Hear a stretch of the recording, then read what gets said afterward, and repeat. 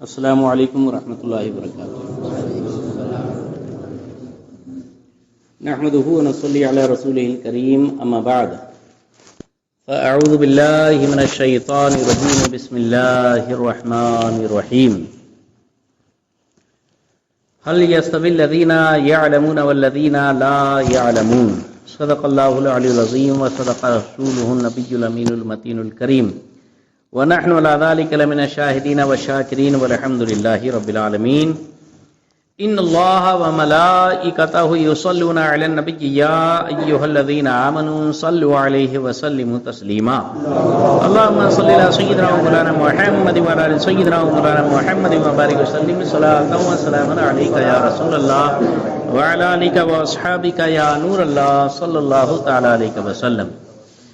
غوث اعظم بمنے بے سرو ساما مدد قبلہ دی مدد کعبہ ایما مدد بگرداب بلا افتادہ کشتی ضعیفانو شکستارا تو پشتی بحق خواجہ عثمان ہارون مدد کن یا معین الدین چشتی مدد کن یا معین الدین چشتی مدد کن یا معین الدین چشتی سربراہ شاہا کریمہ دستگیرہ اشرفا حرمت روح پیمبر یک نظر کن سوئے ماں اے اشرف زمانہ زمانے مدد نما درہائے بستراز کلید کرم کشا۔ حاضرین گرامی محترم، یہ سنی تربیتی اجتماع اور تفسیر قرآن کی چوتھی محفل ہے، اور اس میں ہم نے پہلے تو طہارت اور اس کے بعد ستر عورت، پھر استقبال قبلہ اور وقت کے متعلق سنا۔ انشاءاللہ آگے بھی بیان کیا جائے گا۔ سب سے پہلے تفسیر قرآن کے متعلق میں بیان کرنا چاہوں گا۔ اللہ رب العزت نے قرآن پاک میں ارشاد فرمایا هل يستوي الذين يعلمون والذين لا يعلمون، کیا علم والے اور بے علم برابر ہیں؟ یہ اللہ نے بندوں سے ایک کویسچن اور سوال فرمایا ہے، جس کا انتہائی آسان جواب ہے کہ سب برابر تو ہے نہیں۔ آخر رب ذوالجلال نے اتنا آسان سوال کیوں کیا؟ کیونکہ لوگوں کی دھارنا، سوچ، سمجھ تو یہ ہے کہ جو جتنا بڑا ہوتا ہے اس کا سوال اتنا ہی رف اینڈ ٹف ہوتا ہے، اتنا ہی دشوار اور مشکل ہوتا ہے، اور اس کا جواب نہایت ہی پیچیدہ ہو سکتا ہے۔ اب اللہ سے بڑا تو کوئی ہے ہی نہیں، اور اس نے اتنا آسان سوال کیوں فرمایا؟ اس کے پیچھے راز یہ ہے کہ جب سمجھ رہا ہے کہ جانکار انجان برابر نہیں، علم والے بے علم برابر نہیں، دونوں میں زمین آسمان کا فرق ہے، علم والے اونچے ہیں، بغیر علم والے کو وہ مقام نہیں ہے، تو کیوں نیچے رہنا؟ علم سیکھو، آگے بڑھو، اونچے درجے حاصل کرو۔ کس نے روکا؟ کس نے منع کیا؟ کون پہرا لگا کے بیٹھا ہے؟ گویا یہ اللہ کا آسان سوال انسان کے ذہن، فکر، خیال، دل، دماغ کو ایک مہمیز دے رہا ہے، حوصلہ دے رہا ہے، برانگیختہ کر رہا ہے، ابھار رہا ہے کہ پڑھو اور آگے بڑھو۔ اس حساب سے نوجوانوں نے یہ سنی تربیتی اجتماع اور تفسیر قرآن کی محفلوں کا یہ سلسلہ شروع کیا ہے 15 دن پر ایک مرتبہ، کہ صرف گھنٹہ ڈیڑھ گھنٹے کے لیے اللہ واسطے وقت نکالنا ہے ہمیں، اور انشاءاللہ اپنے نکالیں گے اور نکال بھی رہے ہیں، لیکن تعداد کچھ جیسی بڑھنی چاہیے ویسی نہیں ہو رہی ہے۔ یقین جان لیجئے کہ آپ آئے تو آپ کو ثواب ملا، لیکن آپ نے ساتھ میں ایک دو کو لے کر آئے تو وہ بھی جو سیکھیں گے، پڑھیں گے، ان کو بھی جو معلومات ہوں گی، بھلے ہی وہ عالم ہو، جانکار ہو، مفتی ہو، ان کو کوئی معلومات میں اضافہ نہیں، لیکن جو سننے سے ان کو ثواب تو ملا نا، تو جو بھی ثواب ان کو ملا وہ ثواب لانے والے کو ملنے والا ہے۔ تو اس کے لیے تھوڑا سا اپنے ساتھ دیگر احباب دوستوں کو بھی ساتھ میں لائیے۔ آج کل لوگ پکچر میں لے جاتے ہیں اپنے دوستوں کو، پکنک پر لے جاتے ہیں دوستوں کو، اور بلکہ کہاں کہاں کوٹھوں پر بھی لے کے چلے جاتے ہیں دوستوں کو۔ تو جب شیطان اپنے دوستوں کو ایسے جہنم میں کھینچ کر لے جانے کے لیے ایڑی چوٹی کا زور لگاتا ہے، تو کیا آپ حضرات اپنے دوست کو جنت کے کام کے لیے اور اللہ کی رضا کے کام کے لیے تھوڑا سا زور نہیں لگا سکتے؟ بالکل لگانا چاہیے۔ اللہ تعالی ہم سب کو نیکی عام کرنے کی توفیق رفیق عطا فرمائے۔ قرآن پاک کے اندر سورہ فلق، جس کو ہم قل اعوذ برب الفلق والی سورت بولتے ہیں، اور سورہ ناس، جس کو قل اعوذ برب الناس کے نام سے جانتے ہیں، یہ دو سورتوں کو معوذتین کہا جاتا ہے۔ معوذتین یعنی ایسی دو صورتیں جن سے بندہ اللہ کے حفاظتی حصار میں آ جاتا ہے، خدا کے سرکشا کوچ میں آ جاتا ہے، اور ایسا محفوظ ہو جاتا ہے کہ کسی کی کرنی دھرنی، جادو ٹونا، آسیب، جین، بھوت، پریت، کچھ بھی اس کا کچھ نہیں بگاڑ سکتا۔ یہ دو صورتوں کے متعلق، پہلے ایک صورت کے متعلق آپ کے سامنے تفصیل پیش کروں گا، غور سے سماعت فرمائیں، بڑی کام کی چیز ہے۔ سورہ فلق یعنی اعوذ باللہ من الشیطان الرجیم بسم اللہ الرحمن الرحیم، قل اعوذ برب الفلق من شر ما خلق ومن شر غاسق اذا وقب ومن شر النفاثات في العقد ومن شر حاسد اذا حسد۔ صدق اللہ العظیم۔ یہ 5 آیتوں کا مجموعہ ہے یہ سورہ فلق۔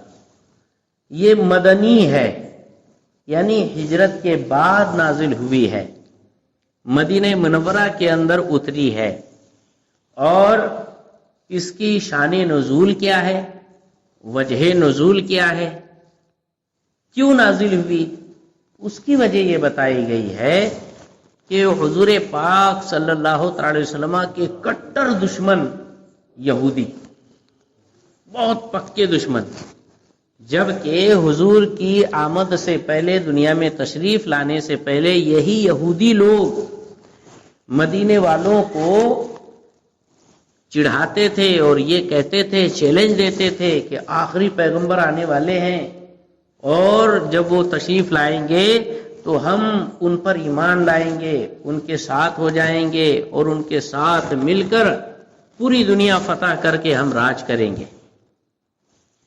اور جب بھی ان پر کوئی مصیبت، پریشانی، دشواری آتی، آفت آتی، تو وہ اللہ کی بارگاہ میں حضور کا وسیلہ پیش کرتے کہ اے اللہ، اس نبی آخر الزماں کے صدقے میں ہم کو مصیبت سے چھٹکارا دے دے، ہمیں دشمنوں پر فتح عطا فرما۔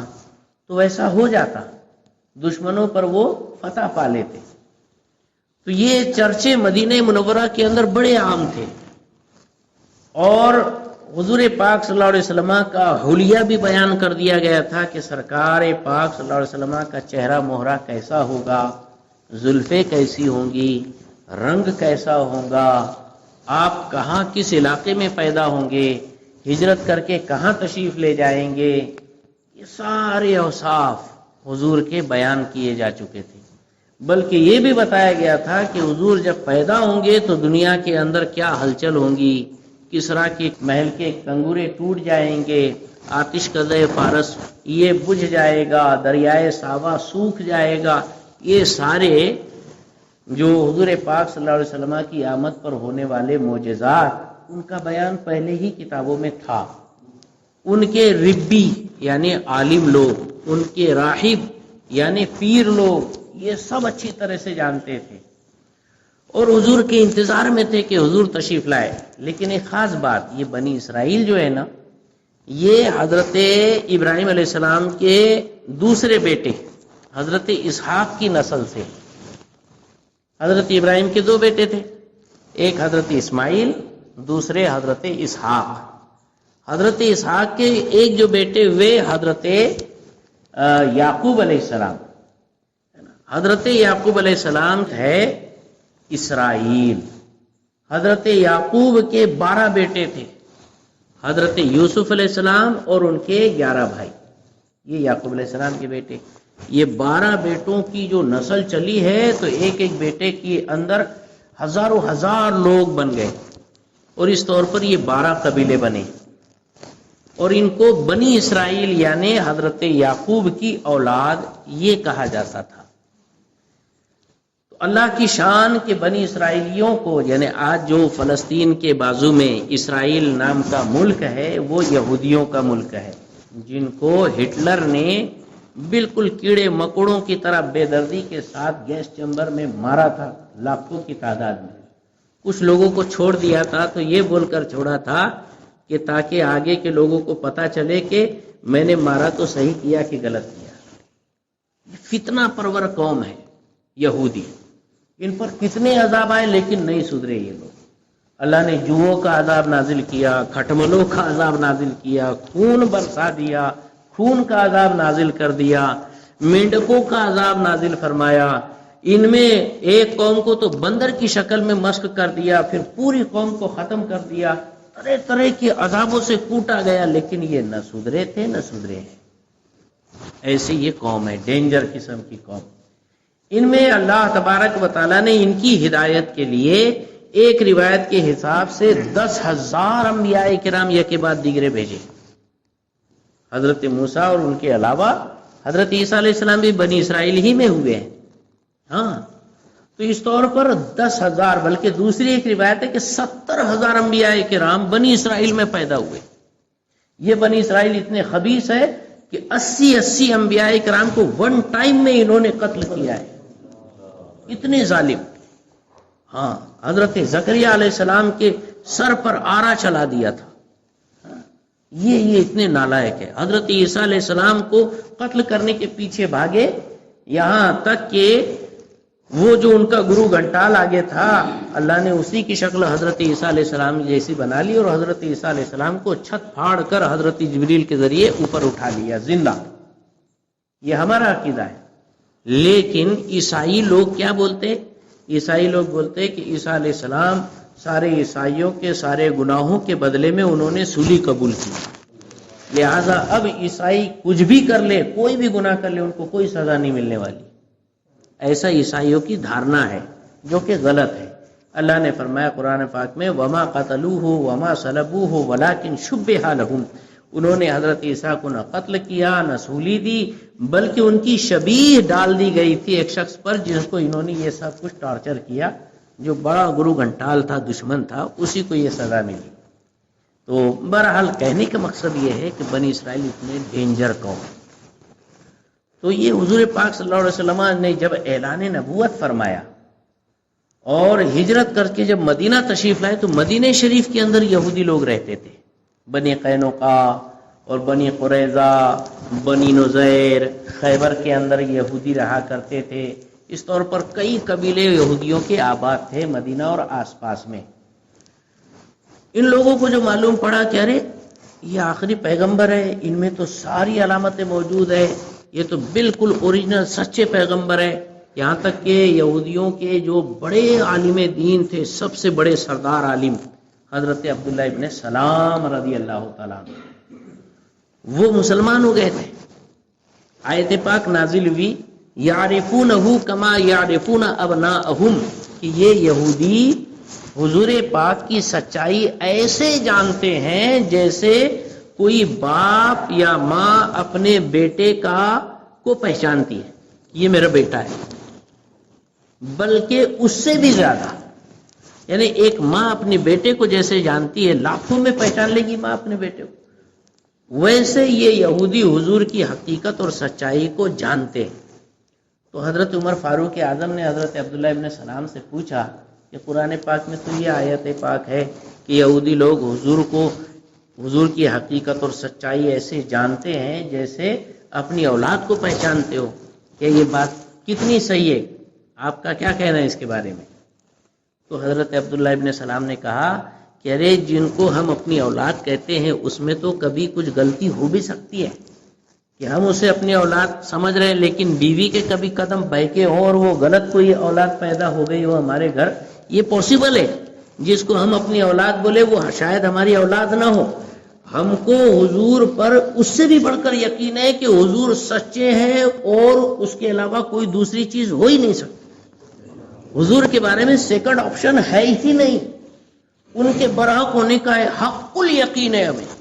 حضرت عبداللہ ابن سلام نے ایسے بیان کرنا، تو اتنی سچائی حضور کی جانتے تھے، لیکن جب انہوں نے دیکھا کہ یہ حضرت اسحاق کی اولاد میں سے نہیں ہے، بنی اسرائیل میں سے نہیں ہے، ہماری پرمپرا تھی، ہمارے خاندان میں سارے پیغمبر ہوتے آئے، ابھی تک 10,000 70,000 ہوتے آئے، تو آخری پیغمبر بھی ہمارے خاندان میں آنا چاہیے تھا، ہمارے خاندان میں کیوں نہیں پیدا ہوئے، یہ حضرت اسماعیل علیہ السلام کی نسل سے کیوں آ گئے؟ بس یہ کھنس، یہی حسد، یہ حسد کے مارے ان خبیثوں نے حضور کے خلاف بہت سازشیں کی.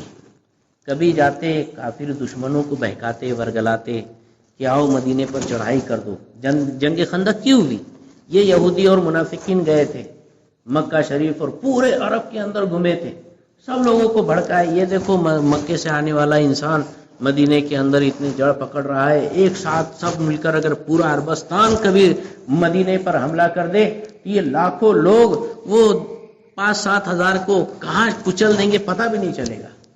ایسا بھڑکا کر سب کو اٹھا کر لائے تھے جنگ خندق میں، جنگ احزاب میں، پھر یہ جنگ احد کے اندر بھی سب بھڑکا کر لائے تھے.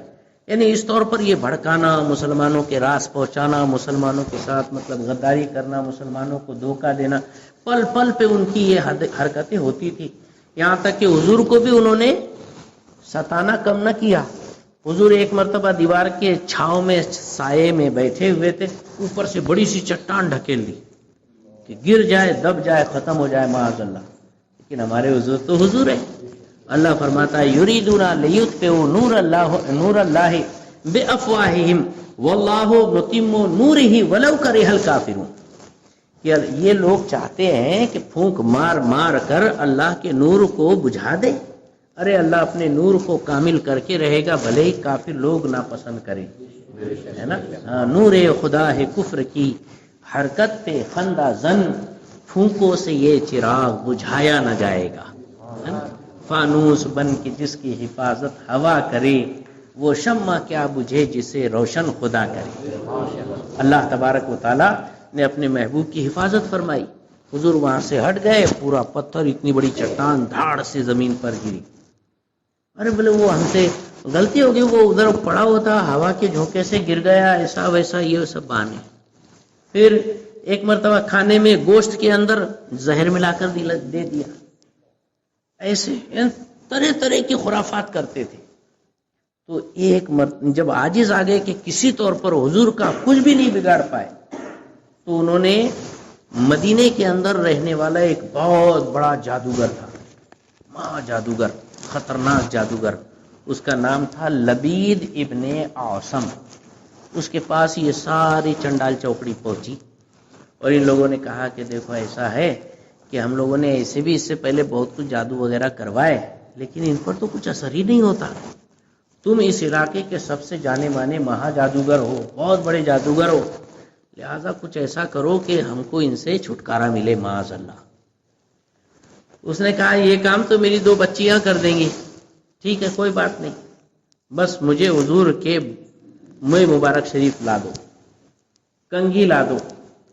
تو ایک یہودی بچہ حضور کی خدمت کیا کرتا تھا، اس کو ورگلا کر بہلا کر پھسلا کر حضور کی کنگھی کے کچھ دانے اور حضور کے سر مبارک کے کچھ بال یہ منگوا لیے. اور اس کی 2 نالائق بیٹیاں تھیں جو جادو کے معاملے میں باپ سے بھی 2 جوتے آگے تھی. ان کمینیوں نے یہ حضور کے منہ مبارک اور حضور کی کنگھی کے جو داتے دندانے وہ کچھ لیے. پھر ایک موم کا پتلا بنایا، پھر اس میں 11 سوئیاں اس نے ٹوچی نا، آنکھ میں، ہاتھ میں، پیر میں، ایسے ایسے ٹوچ کر اس کو چبھو کر رکھی.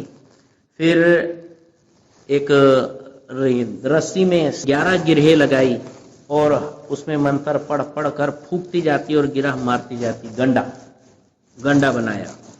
اور یہ ساری چیزیں کھجور کے جو پھل نکلتا ہے تو اس کا جو پہلے جو اس کے اوپر باریک کور آتا ہے، گابھا بولتے ہیں، اس کے اندر یہ سب رکھ کے بند کر کے ایک کنویں کے اندر پانی کے تہ میں پتھر کے نیچے دبا دیا. جادو کیا حضور پر. جادو اتنی ڈینجر چیز ہے کہ معاذ اللہ رب العالمین 6 مہینے ہو گئے حضور کو تھوڑی تھوڑی تکلیف محسوس ہونے لگی. آخری کے 40 دن بہت زیادہ تکلیف ہوئی اور لاسٹ کے 3 دن بے حد تکلیف ہوئی. وجہ کیا تھی؟ کیا تکلیف ہوتی تھی؟ وزن گھٹ رہا تھا، کمزوری ہو رہی تھی. 1000 چیک اپ کروائے، بہت کچھ معلومات، لیکن وجہ کچھ سمجھ میں نہیں آتی تھی. لیکن بس یہی کہ کمزوری اور بے چینی. اللہ کی بارگاہ میں حضور نے دعا فرمائی، یا اللہ تعالیٰ یہ میرا مسئلہ حل فرما دے. اللہ تعالیٰ نے یہ سورہ مبارکہ لے کر حضرت جبریل علیہ السلام کو بھیجا اور فرمایا گیا کہ آپ پر جادو کی گئی ہے، اور جادو کا یہ سارا کچھ پوٹلا جو ہے فلاں کنویں کے اندر پانی کے نیچے پتھر کے نیچے دبایا ہوا ہے. تو کنواں خالی کروایا جائے، پتھر ہٹایا جائے، وہ سارا سامان باہر نکالا جائے. اور یہ 2 صورتیں ہیں جس میں سے سورہ فلق کے اندر 5 آیتیں، سورہ ناس کے اندر 6 آیتیں ہیں. ایک ایک آیت پڑھتے جاؤ اور ایک ایک گرہ کھولو اور ایک سوئی نکالو. دوسری آیت پڑھو، دوسری گرہ کھولو، دوسری سوئی نکالو. تیسری آیت پڑھو، تیسری گرہ کھولو اور تیسری سوئی نکالو. اس طور پر 11 آیتیں ہوئیں گی پوری، تو وہ ساری گرہیں نکل جائے گی اور سوئیاں بھی نکل جائے گی. ایسا ہی کیا گیا. حضرت علی رضی اللہ تعالیٰ عنہ اور 2 صحابہ کرام کو حضور نے بھیجا. وہ کنویں کو پورا خالی کیا گیا، اندر سے پتھر ہٹایا گیا تو وہ ساری چیزیں ملی. پتھر، یہ موم کا پتلا، اس میں سب یہ سنیاں ٹوچی ہوئی تھی، وہ سب نکال کر حضور کی بارگاہ میں لائی گئی. سرکار پاک صلی اللہ علیہ وسلم ایک ایک آیت پڑھتے جاتے اور ایک ایک گرہ کھولتے جاتے اور ایک ایک سوئی نکالتے جاتے، یہاں تک کہ ساری گرہیں کھل گئی، ساری سوئیاں نکل گئی. اسی وقت حضور کو فریش محسوس ہونے لگا اور سارا جادو کا اثر ختم ہو گیا. تو اگر کسی کو جادو ہے، ٹونا ہے، بے چینی ہے، تو یہ آیتیں پڑھ لے، ورد کر لے، دم کر کے پانی پہ پی لے تو انشاءاللہ اس سے فیض ہوگا.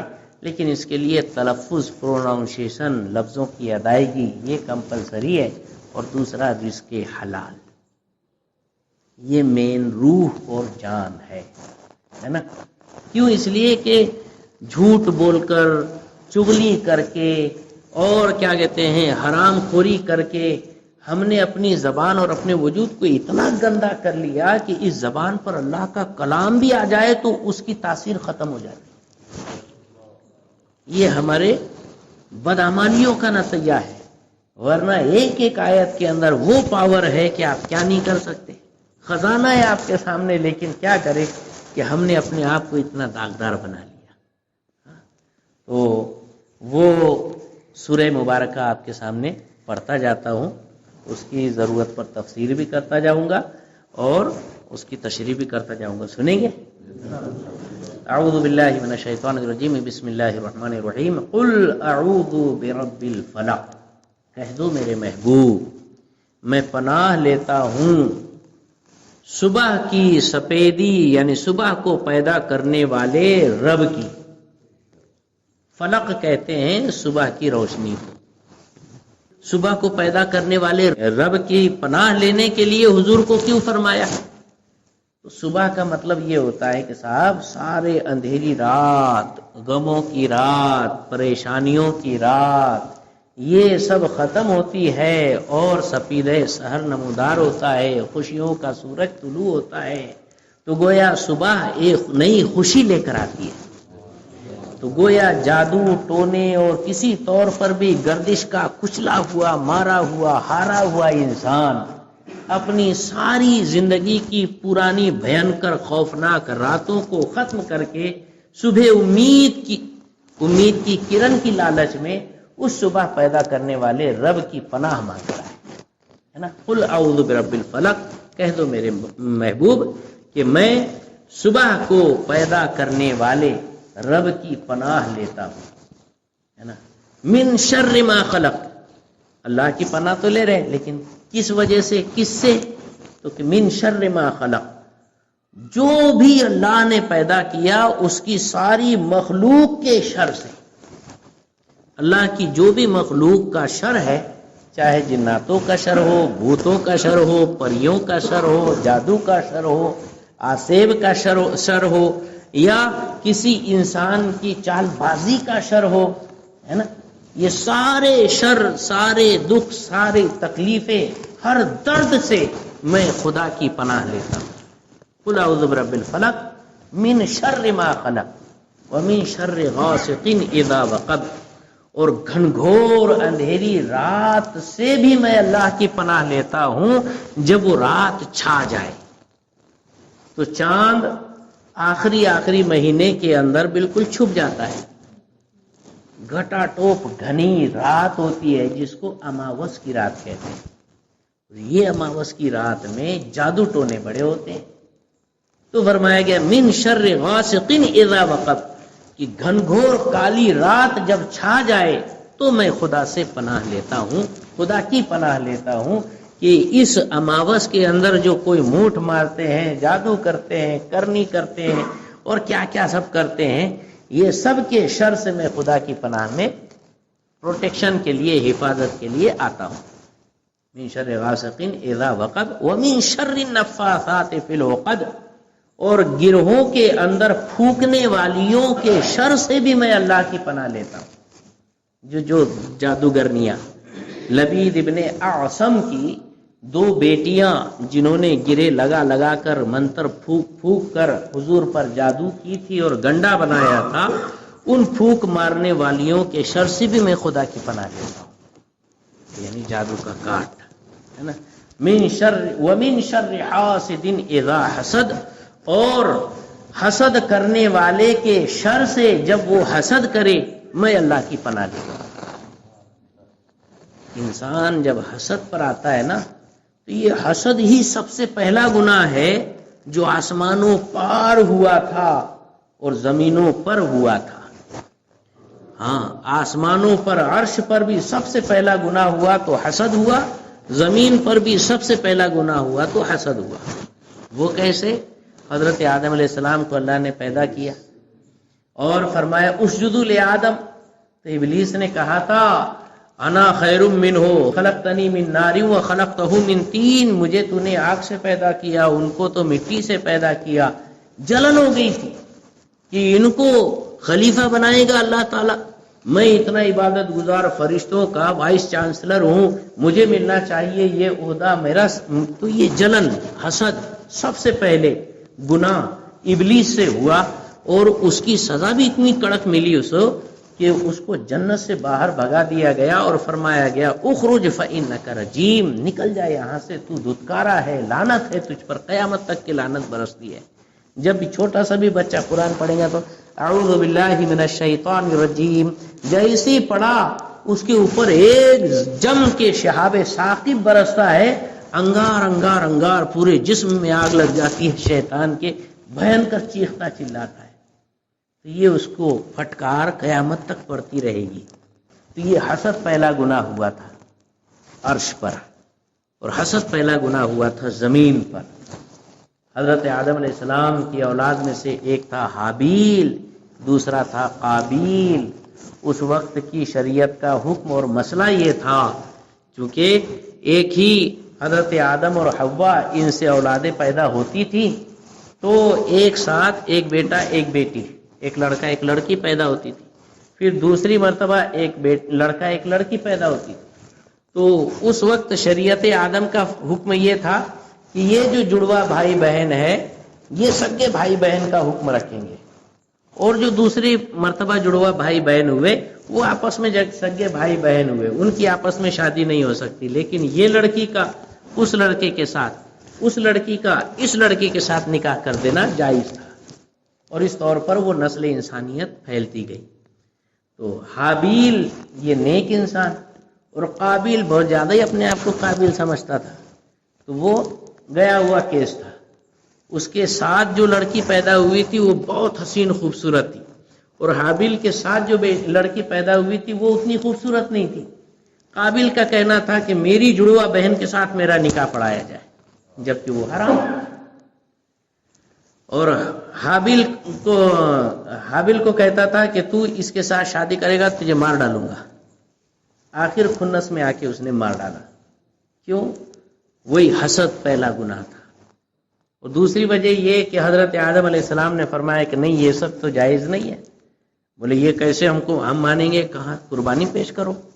اس وقت کی قربانی کا عالم یہ ہوتا تھا کہ اناج وغیرہ کے یا پھر بالیاں لے کر ایسے پتھر کے اوپر رکھ دیا جاتا تھا، آسمان سے سفید آگ آتی تھی اور اس کو جلا کے بھسم کر دیتی تھی. نہ دھواں نہ کچھ نہ کوئی نام و نشان رہتا تھا.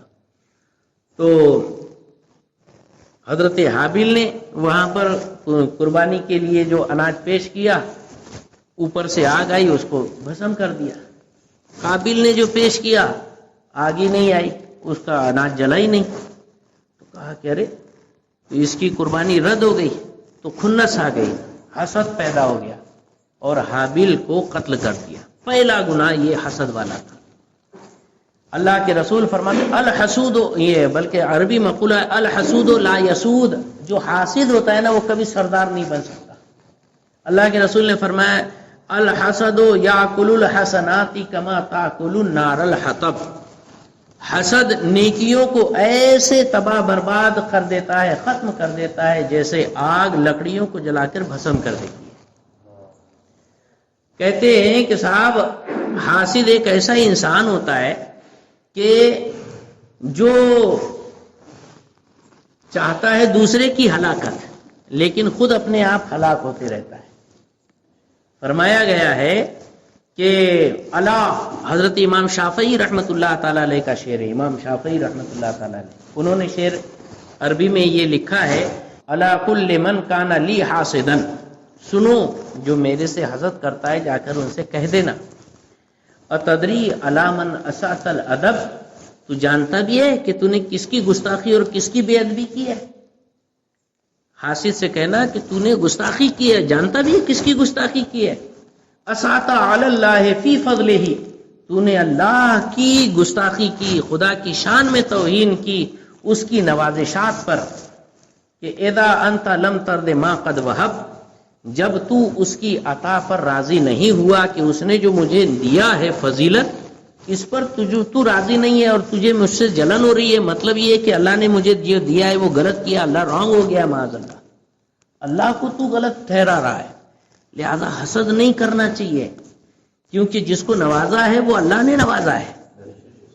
اللہ کی نوازشات پر حسد نہیں کرنا چاہیے. رشک کر سکتے ہو کہ اللہ نے مالدار بنایا، اللہ مجھے بھی مالدار بنا دے، یہ آپ کر سکتے ہو. لیکن یہ کہ مالدار بنا اس کو تباہ کر دینے کو نہ، اس نے تو بالکل ایسا ہو جانا چاہیے، قرضے میں ڈوب جانا چاہیے، یہ کیا ہے؟ یہ حسد ہے، یہ حرام ہے.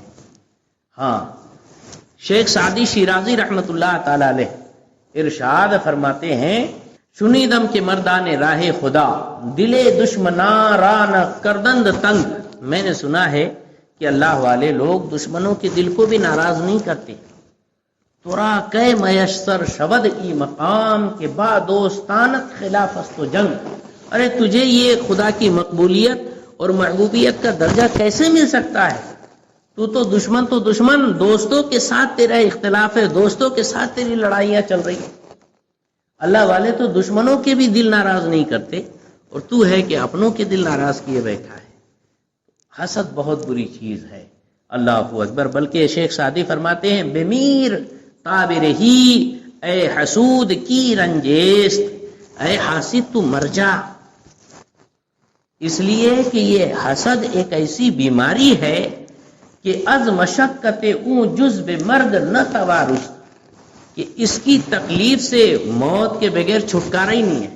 اس کا آخری علاج بس موت ہی موت ہے. خود مر جا، ٹینشن دور، خس کم جہاں پاک، ایسا حال ہے. تو حاسد ایک ایسی چیز ہے کہ جس کے شر سے بھی مصطفیٰ جان عالم صلی اللہ علیہ وسلم کو اللہ نے پناہ، اس کے شر سے اللہ نے اپنی پناہ مانگنے کا حکم دیا ہے. تو ہماری تمہاری کس گنتی میں اور کس خانے میں ہمارا شمار ہو سکتا ہے؟ تو یہ وہ آیتیں ہیں، ان کو یاد کرنا چاہیے. بلکہ حضور پاک صلی اللہ علیہ وسلم کا معمول تھا کہ روزانہ رات میں سورہ اخلاص یعنی قل هو اللہ کی سورت، سورہ فلق یعنی قل اعوذ برب الفلق والی سورت اور قل اعوذ برب الناس والی سورت، یہ تینوں سورتیں تلاوت فرماتے، سورہ فاتحہ بھی تلاوت فرماتے، اور پڑھنے کے بعد دونوں ہتھیلیوں پر دم کرتے ایسا، اور اس کے بعد سر سے لے کر پیر تک، آگے پیچھے جہاں تک ہاتھ پہنچتا وہاں تک جسم کے اوپر اس کو پھرا دیتے، انسان اللہ کے حفظ و امان اور حصار میں رہتا ہے۔ یہ سمجھو آج درس قرآن کی یہ ایک بات ہوئی۔